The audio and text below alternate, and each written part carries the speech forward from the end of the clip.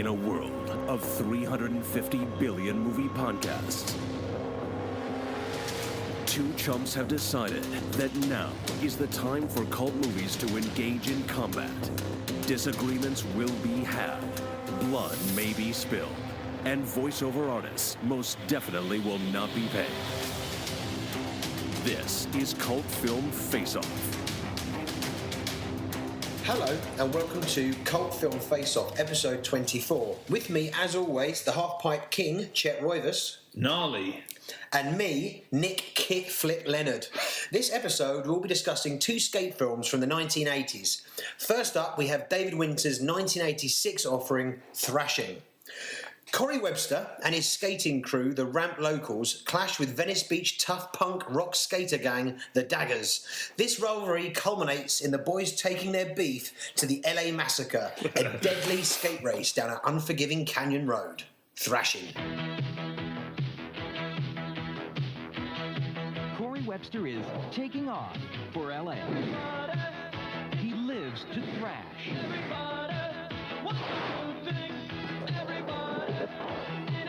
He loves to compete.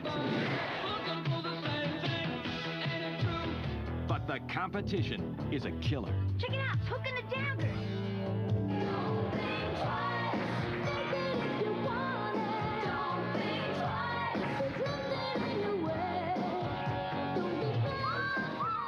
You're gonna be the most beautiful girl at the club.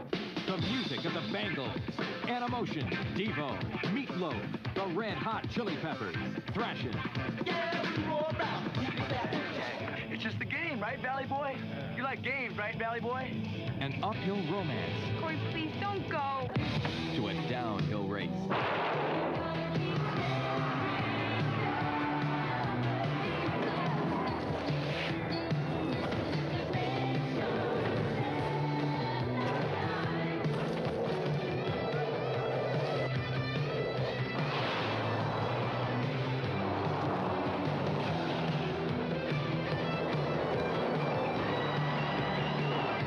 Thrashin', it's not a kid's game anymore. Okay, right. So, Thrashin. Have you seen it? I had never seen it before. I had never heard of it. First time I'd ever heard of it. What about you? I've never seen it, never heard of it. What did you think of it? Yeah, this film is basically, it's so unbelievably 80s, and because it's so 80s and it panders so specifically to a specific demographic, it feels like a canon film, but it's way better made than any of those movies. If you look at a screenshot from it, you think it's like Electric Boogaloo, but it's actually a much better. It's a better film than any of those canon films that it reminded me of. Did you enjoy it? I mean, first of all, you can't talk about this film and Electric Boogaloo in the same sentence. I mean, Electric Boogaloo is a colourful film where you actually care about the characters and God, more so than the vapid bunch of fucking dweebs on screen in Thrashin'. I mean, these guys were just kind of, they were so stock characters and so shallow and I mean, this film is just full of elements you'd expect a studio executive who just wants to kind of basically make a bit of dough off the back of a sort of subculture and a craze. I mean, the opening scene, you've got Josh Brolin being a complete showdown. I mean, a complete dick, to be honest. He's like jumping into the back of some dudes. He's like, he jumps into the back of a truck. He skates between two girls. He holds onto some dude's motorbike, and everyone just smiles at him like gawkishly, like, "Hey, that's all right." I mean, when would that ever happen? Ever? Yeah. Following on from that, more things. I mean, I think this is a really bad film. Oh, okay. That they made a full-size skate ramp in a matter of minutes. And it's like, there's so many times in this film, I was just there going, they're just overemphasizing everything to make, this is a really dangerous sport. It really, over-egging stuff. Like, when you're first introduced to these tough guys on skateboards, right, they're about as tough and as convincing as Peter Dinklage playing the BFG. I mean, there is no menace to these skateboarders at all. I mean, the guy couldn't have looked the leader of the Daggers couldn't have looked any more camp. Tommy Hook couldn't have looked. That bit with the ramp was quite something. The fact that in an afternoon they built this amazing skate ramp. If that was really the case, when it gets burned down later in the film, you just be like, well, just build another one. You just Well, exactly. It took 5 minutes to knock it up. And later on in the film, when they take poor Bozo, they take his car and they basically chop the roof off. Well, once again, in a matter of 5 minutes, they've chopped half of the car off and they're riding around in it. Yeah, I mean, the skating in this, there's some moments where there's obviously some professional skaters wearing some really funny wigs who are meant to be portraying members of Josh Brolin's gang. But it all felt really staged. And the choreographing of the skating looked more like pre-rehearsed dance numbers as opposed to kind of skating freestyle through a derelict warehouse, which is exactly a scene that happens in Gleaming the Cube that's done so well. Is that it's really visceral, and you're like, shit, that's really skillful skating. There's loads of shots with the actual, the cameras down on the sort of the POV of the skateboard itself.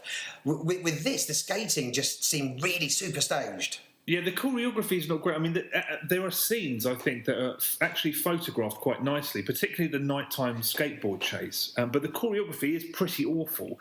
It's particularly, the big, supposedly dramatic jousting scene towards the end. God, no, where they joust what the fuck? with bean bags or something, very slowly. They basically have very light, small, plumped-up cushions on chains. Yeah. I mean, there's no element of danger in that fucking shit. This is the whole thing, is that it's trying to take itself seriously as things are dangerous. They're over-egging stuff. Like when there's the scene where Josh Brolin, Corey Webster, he's injured on the half. Is it a half pipe that he's skating on, or is it an empty swimming pool? I think it's the swimming pool tournament or whatever. Yeah, the swimming pool tournament. And you've got this commentator on the PA going, God, these kids are crazy, and it looks dangerous. Yeah. This vertical skating is risky business. This kid is in pain. Shut the fuck up. You don't need this to add. You don't need this to add the fucking drama. I wrote all of that stuff down because I was going to ask if you had a favourite scene, but that absurdly literal, inane fucking commentator. I love the fact that he just becomes the narrator of the film. It's like, what the fuck? Yeah, it's just the whole thing. It just came as it's really try hard, really over the top, and really fake. Everything about it was kind of knockoff film. I mean, the story itself is just like a really shit West Side Story knockoff. The love scene. I mean, I didn't buy into the relationship for 2 seconds, and that actually was one of my favourite scenes, because I just could not believe how unsexual and how unromantic that the sex scene was between Josh Brolin and Chrissy. My favourite part of that love scene was, for a moment, I thought whoever did the commentating on the in that scene we were just talking about, who was absurdly literal. I think he wrote the lyrics to the song that's playing while they're making out. At the beginning of the song, I think one of them's like, 2 people from 2 very different backgrounds. No, I think we should really chop some of that song into this podcast, because I was just there going, it's like it's a pastiche. It's like you could see that in a Hot Shots film. Yeah, right. Look at us. Ain't it funny? Is it just beginner's luck? Well, maybe with just a touch. 2 different people from such different worlds apart have touched each other's heart. Like candles in the dark. If it's time for Did you see the greatest reaction shot of all time? Oh, go on. It's at the very beginning, where one of the bad guys' crew jumps off his skateboard, kicks the side of a van, and then somehow lands back on his skateboard, which is stationary. And the driver of that van's reaction, I mean, that's why film exists, to capture moments like that. I don't know what was going on there. Yeah, interesting to spot a very young, youthful Sherilyn Fenn, who played Audrey in Twin Peaks, crop up as Velvet. And also to see a very young Red Hot Chili Peppers with Anthony Kiedis resembling a really young Iggy Pop. Yeah, but that was completely out. I wasn't expecting that. It was, and the song they play is not a good song. It's kind of like a funk version of a thrash song. It doesn't sound. It does not sound. It doesn't sound like a Red Hot Chili Peppers song. Well, it's better than anything they've recorded since '91. You can take that to the bank, boy. I don't know about that. Blood Sugar Sex Magic. What year was that? 91. That's what I'm saying. Oh, that's the fucking real deal. That is that album. No doubt. Oh yeah. So what I liked is the end ramp. The end ramp, which is known as the Widowmaker, he literally glides no more than 3 foot off the ground. Yeah, right. Yeah, the soundtrack was very subpar 80s fare. Yeah, I thought it was a really bad film. There are things that you said that I definitely agree with. I mean, about characterisation. You wouldn't necessarily expect characterisation in a film like this, but it does that thing that 80s kids films always used to do, where everybody's a moron. Rather than work to make the good guys endearing or easy to root for, I mean, James Brolin's crew, they're just fucking mongoloids. They're all like the Ralph Wiggum from the Simpsons. No, I mean, literally, they're verging on all being educationally subnormal. I mean, they're so stupid. Yeah, they are properly thick, and I found them hard to root for. What do you know about wide skateboards? Because they all use those wide skateboards, and when I was a kid and I had a skateboard, that was viewed as being like for beginners. So all of these. Oh yeah, you used to have like svelty kind of Santa Cruz was the one to have, wasn't it? I mean, I was pitifully bad at skateboarding. I think I could barely ollie 2 inches. But isn't it? I mean, it seems strange that these sort of hardcore skaters were using these big wide boards that I thought was supposed to indicate that you weren't very good at it. Well, I suppose they could lie down on them and goof off. There seems to be quite a few scenes lying down on their boards. They wouldn't be able to lie down on like a svelty like Santa Cruz cool board. So maybe it was kind of done as a device to put more dancey like numbers in rather than actual like proper skating. Yeah, I think that's. I mean, I might be wrong, but I think that's a huge blunder because if you were a skater and you went to see this film, you'd be like, not buying this. They're all using those beginner whiteboards. This film is completely montage-tastic. I mean, if you don't like montage, I reckon 60% of this is montages. If 60% of it is montages, then the other 40% is shots of chucks. Chucks. Yeah, the boot. The amount of close-ups on chucks that people are wearing in this film. Copious amounts of the shots of the shoes they're wearing. Oh, right. You know chucks? No. The chucks, they're the Converse chucks. Oh, right. Okay, no, I didn't. I've never heard that before. I mean, I've never seen so many shots of chucks. I'll look out for those when I'm editing a video for this episode.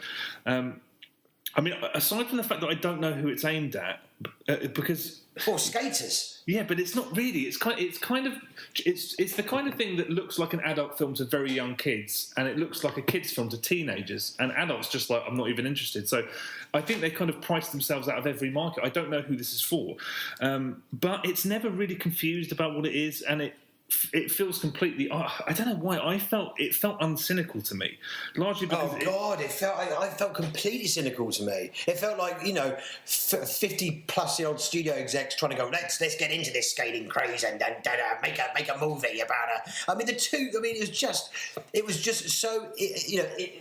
was just really poorly patched together. I just really felt it was kind of like that they just kind of threw it together. Put a load of skating sequences on there. Nothing. It felt just comparing this to like Gleaming the Cube. You've got like Gleaming the Cube. Christian Slater, his friend, has this kind of really cool kind of underground sort of den. Which you look at it and just go, yeah, I completely believe that guy is in that den working on skateboards with his hammock there and all his kind of workbench. And you look at that compared to like. The convoluted the house where the other skaters they live. They live in this huge house which they've customised to have ramps on the outside of it, and all they do is they hang around being a badass skater punk group skating skating around on their house. It's just like this was just kind of the ramp being thrown up in 5 minutes. It just all felt really polished. All of these skaters were really polished. I don't know. I think the kid who's got his bedroom in like basically a retooled like old bomb shelter, which I'll talk about again when we talk about Cleaning the Cube. That's more of a Hollywood fantasy than I think, because these young guys all just getting drunk in this house. That's how all the 80s hair rock bands were formed in that environment. Who's paying the rent on that house? I did wonder that. I did wonder what they did for jobs. At least the other kids are living realistically. They're all like 15, 16. They're living at home with their parents. Yeah. Hence why he's got his. These kids are in a 5-bedroom fucking mansion that's made to look run down and dilapidated, but it's so filmic. I don't know. It's just it started. It's like, this is going to be this kind of film. It's going to be a sort of a romance. There's going to it's going to be a remake of fucking Romeo and Juliet, and then there's going to be loads of skating. It's a subpar Romeo and Juliet West Side Story. You don't believe in any of the relationships. I didn't feel for any moment that Josh Brolin or his crew were in any kind of danger from the alleged. You weren't worried that he was going to take them up on that hill and whack them with a beanbag on the end of a pole? Do you know what I mean? Yeah, this is not a good film. It passed the time by and it never made me angry. Yeah. I fully admit, if I didn't grow up in the 1980s, I might really not have any more. I mean, maybe that's it. I just was kind of like, this is okay. This film offers up nothing apart from a pure nostalgic element of it being so 80s. It is unbelievably 80s, and I think the fact that it's a montage movie is testament to that. I thought the chase, like I said, at night time was actually pretty well done. Although there's a stunt in that. The worst stunt I've ever seen in a film, or one of, where a skater goes into the side of a van in slow motion, and it's nobody was harmed, nobody was injured in the making of that. This is the thing; they're really trying. They're trying so hard to make it look dangerous and dramatic, and just everything fell really flat, and it was a real tedious 90 minutes. I wouldn't recommend anyone goes and sees this film, but maybe I was just in a good mood when I watched it. I just thought, this is all right. If I was a kid, I'd have enjoyed it. I wouldn't. The thing is, I watched Gleaming the Cube before this, and this was just like this just pales in comparison in every area. I mean, what sums up this film for me is Josh Brolin playing air guitar with his skateboard in a club. I mean, surely that's a cardinal sin in the skating community. I love the fact that they all go to this nightclub and they've all got their boards with them. It's like leaving at home. It's a skaters' nightclub. I mean, it's just rubbish. Yeah. It's created for the purposes of a film. There's nothing realistic about it. They're all there, and on the dance floor, they're just doing tricks on their skateboards. It's fucking silly. But this is a kids' film that seems to think that it's aiming slightly higher than that. But it's so stupid, and it's. Yeah, I mean, I didn't like this film, but I just didn't mind it. Any shit lookalikes? Shit lookalikes, probably, but I didn't spot them.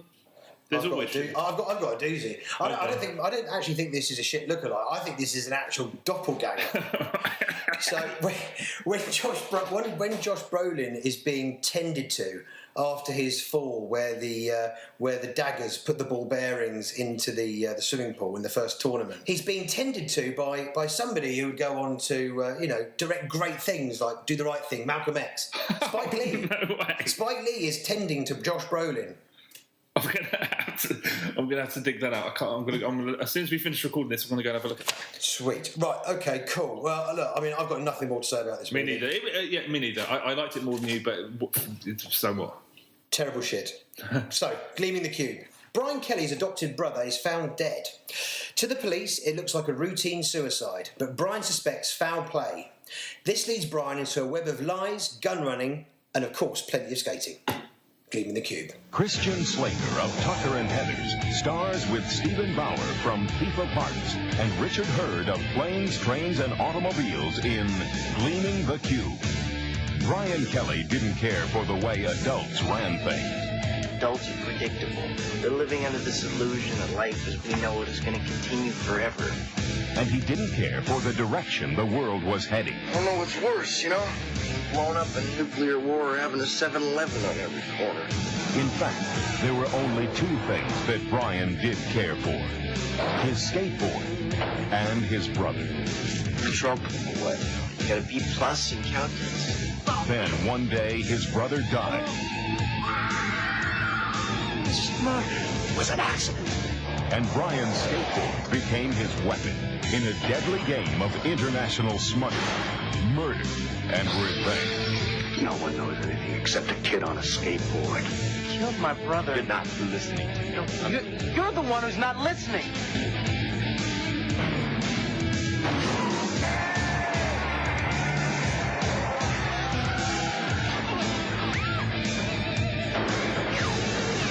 When getting even means risking it all.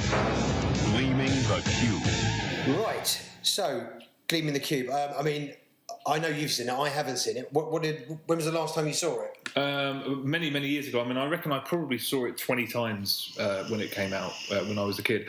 I probably haven't seen it in 20 times. So how did it stand up today? It's quite a complicated one, actually. When I got to the end of this film, I realised that I reckon I've seen the first half 20 times and the film in its entirety maybe 3 times, because the first half is way better than the second half. The first thing that I thought was interesting is that when you look at Josh Brolin and Christian Slater in these two films, Josh Brolin is unbelievably vacant and bland, and he looks like somebody who has no future. If you were watching that in '83 or whenever the film came out, you'd be like, no chance. Oh, I'd have written him off as Driftwood. Yeah, and Christian Slater has all the charisma in the world and looks like he's going to be a really distinctive and unusual movie star, and now Josh Brolin is that, and Christian Slater's still got a great career, but it's just interesting how they've gone almost completely different paths. Yeah, you're right. I mean, he kind of had his. I mean, he was a massive in the '80s, Slater, but then has kind of faded off into a bit of obscurity. But he's in Mr. Robot, isn't he? He's quite a prominent character in Mr. Robot. But no, I mean, I totally agree. I mean, you look at him and go, this is a star in the making. Yeah. When I started the film and the theme song came on, I was like, wow, this is actually. I still remember how it went. I was like, this is actually a really good theme song, a really good '80s pop song. Whereas the '80s music in Thrashin was just '80s music that you and bad '80s music. Yeah, bad '80s. This is actually I thought this was quite a decent theme song.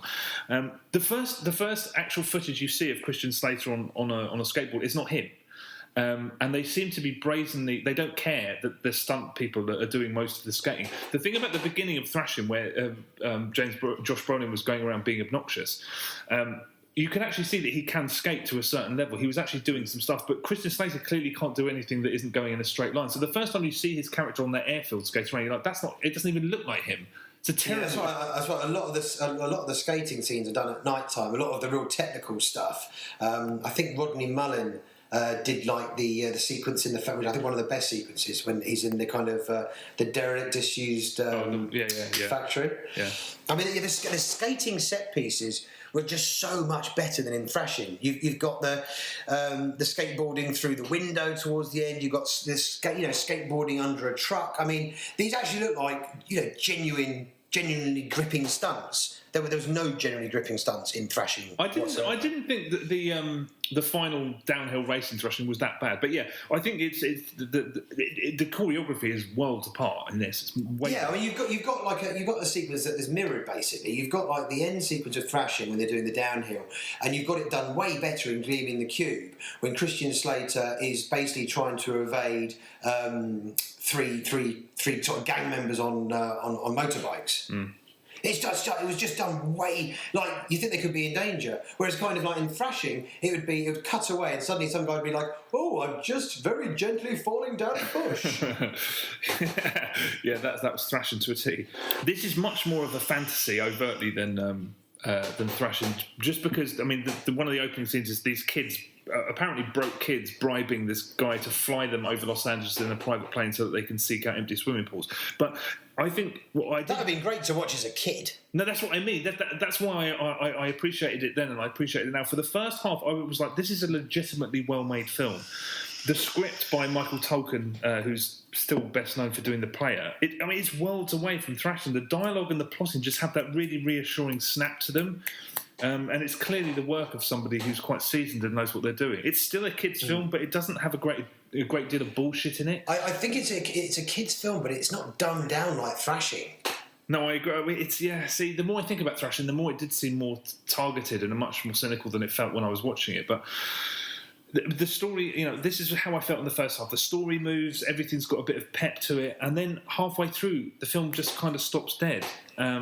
And there's loads of scenes of Slater moping around, and he's not doing the detective work that's supposed to be happening. It just feels like the second half is about distracting you and treading water to try and avoid getting to the finale, because you could get to the finale from the halfway point almost, but there's a lot of moping, and I just kind of lost a little bit of patience with it, because I thought the beginning was actually really, really quite strong. I think the first half an hour zips by at a really nice pace. Yeah, I mean, Christian Slater just elevates all of this, elevates proceedings, because there's some really bloody wooden acting elsewhere on the screen. I mean, Steve Bauer as the lieutenant, I mean, he just honks up the screen every scene that he's in. You reckon? I thought he was okay. He doesn't really. He plays that character a lot. That sort of underachieving wisecracking. I think it's fine. I don't know. He's the same in Scarface. He's just really over the top. All the skateboarding scenes here are done really well. There's really very good technique on show.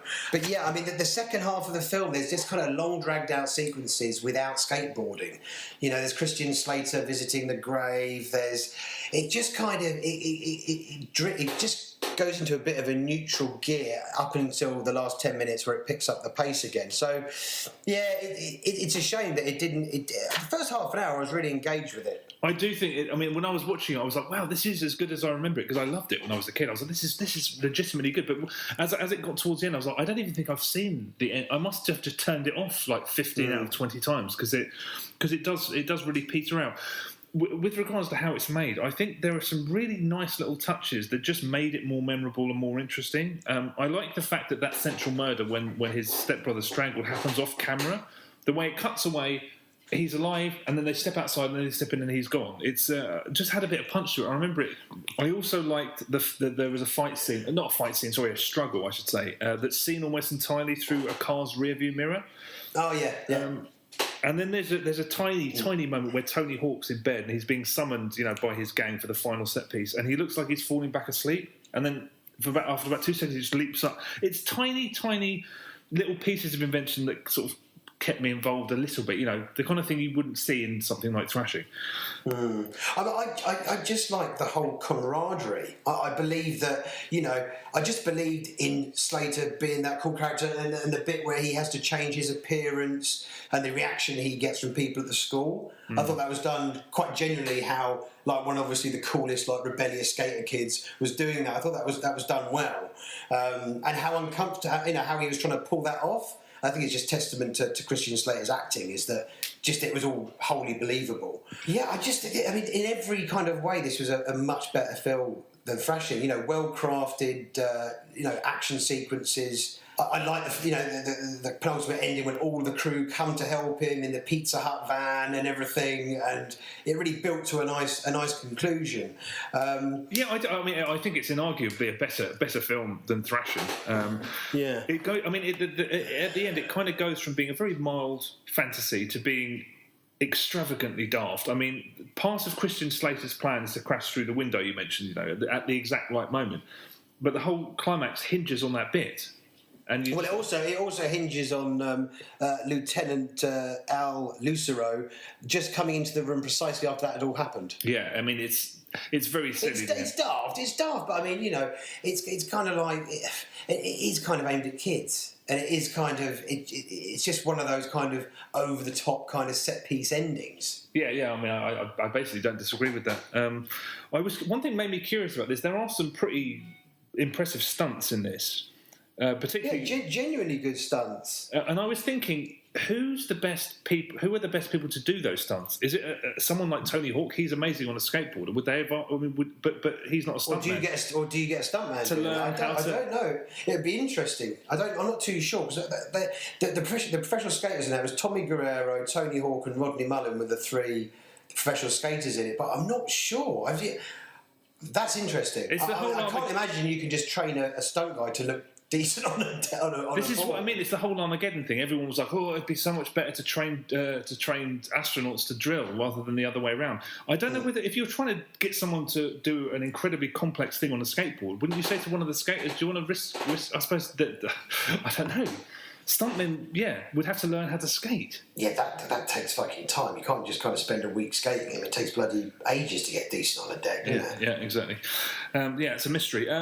This triggered this film when I was a kid. It triggered my second biggest single obsession. The first was the hoverboards in Back to the Future 2, because a friend of mine had a tie-in annual, Back to the Future 2, the tie-in book, the annual or whatever. And in it, Robert Zemeckis, I think it was, said in an interview, hoverboards have been around for ages. They just won't get past health and safety. They've been real for years. And when I read that as a kid, I was like, there's got to be a way to get one. So I was obsessed with that for a little while. I don't know whether that was cool of them to do that or whether it was just fucking dog shit. I mean, because it's kind of giving full time. Well, it's promotion, isn't it? Yeah, but I don't know. But anyway, I was obsessed with getting a hoverboard. And then after I saw this, and I saw that kid had his bedroom in the garden.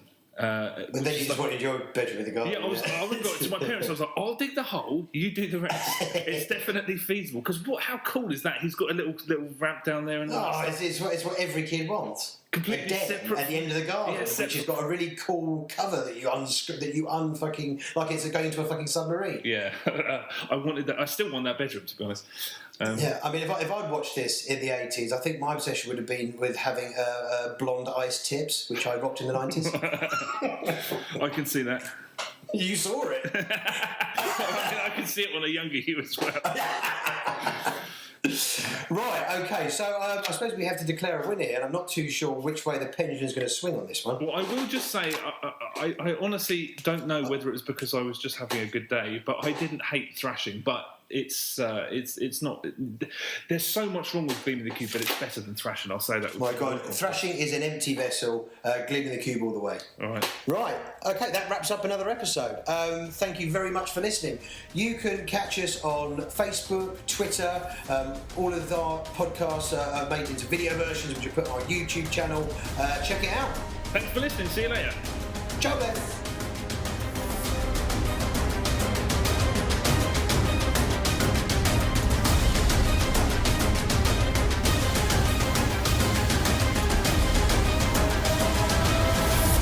Cult film face-off.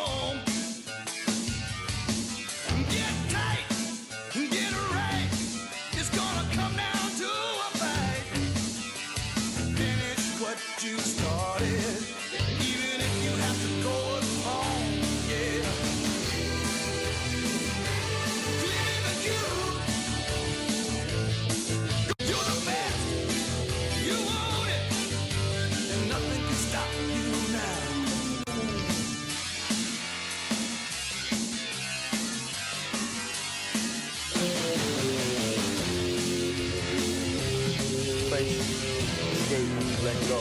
You skate destroy.